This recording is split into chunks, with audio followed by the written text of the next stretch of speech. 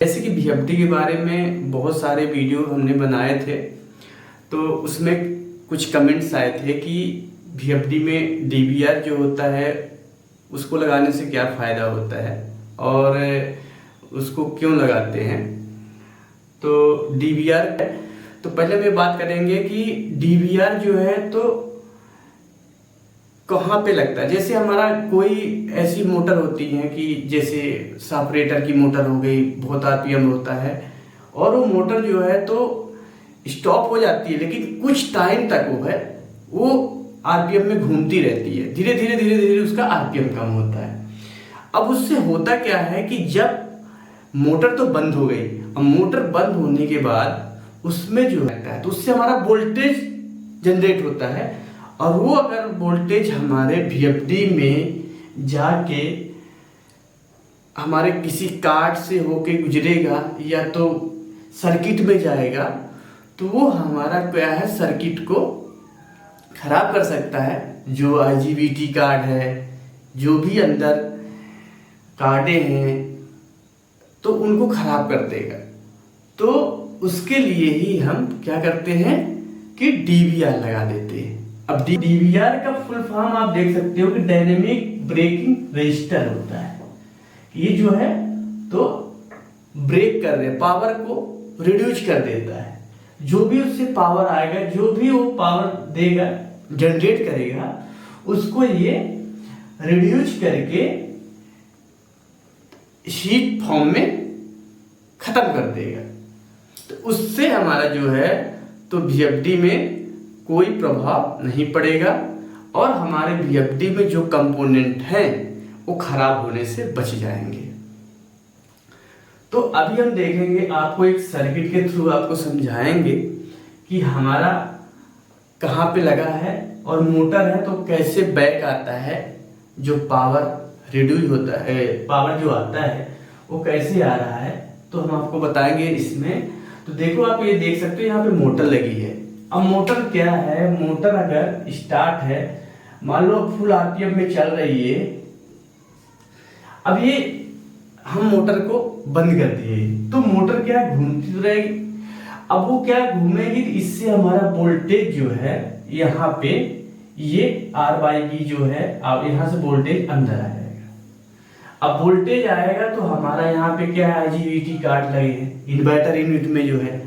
अब inverter unit के जो ये कार्ड है, तो इनको अगर हमारा वोल्टेज जाएगा तो ये हमारे कार्ड को प्रॉब्लम कर सकता है, करेगा ही। फिर इसके बाद जो है तो ये हमारा यहाँ डीसी में आएगा, इधर से पावर इधर आ जाएगा।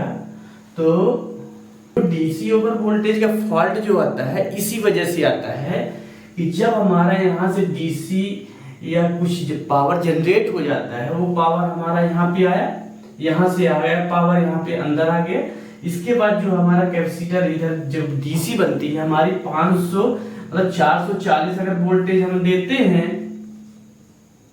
तो हमारा 580 डीसी बनता है। अब ये जो है तो अगर हमारा 580 तो डीसी बन रहा है, ये हमारा रेक्टिफायर यूनिट जो है, तो रेक्टिफायर यूनिट तो 580 डीसी बना रहा है।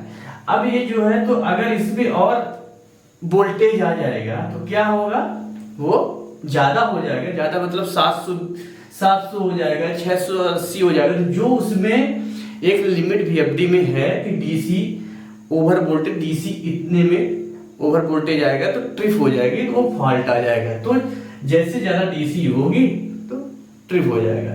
तो ये वोल्टेज अगर आ गया ज्यादा तो ट्रिप कर देगा। तो वो जो हमारा डीसी ओवर वोल्टेज फॉल्ट आता है इसी वजह से आता है। अब एक चीज और होता है, कभी कभी ऐसा होता है कि हमारा जो रेक्टिफायर यूनिट है तो 580 तो डीसी बनाता ही है, कभी ऐसा होता है कि ये डीसी ज्यादा बना देता है, जैसे 600 बना दिया, 650 बना दिया डीसी। तो उस कंडीशन में भी क्या करेगा कि ये जो हमारा डीवीआर वाला जो सर्किट लगा है, डायनेमिक ब्रेकिंग रजिस्टर लगा है, तो ये जो है तो वहां पे उसको रिड्यूस कर देगा। ये ज्यादा भी डीसी बनाएगा तो ये यहाँ पे रिड्यूस कर देगा। तो आप इसमें देख सकते हो कि ये रेक्टिफायर यूनिट है, ये वाला अपना, ये डीसी बस है और ये इन्वर्टर यूनिट है, ठीक है। तो वीएफडी में जो डीवीआर कनेक्ट रहता है तो आप देखोगे कि ये जैसे ये है, ये वीएफडी मान लो है ये, ठीक है। अब इसमें क्या है कि ये आर बाई बी रहता है, ये इनपुट हो गया, मान लो इनपुट सप्लाई हो गई आर बाई बी।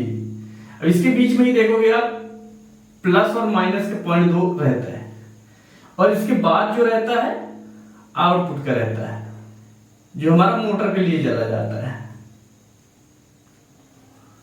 तो ये जो प्लस और माइनस का पॉइंट रहता है ना, इसी में इसमें कनेक्ट रहता है, माइनस और प्लस में कनेक्ट रहता है, किसी भी जो भी वीएफडी में रहेगा वहीं पे आपको कनेक्ट हुआ मिलेगा। तो आई होप ये वीडियो आप लोगों को पसंद आया होगा, तो वीडियो लाइक और सब्सक्राइब करें और शेयर करें।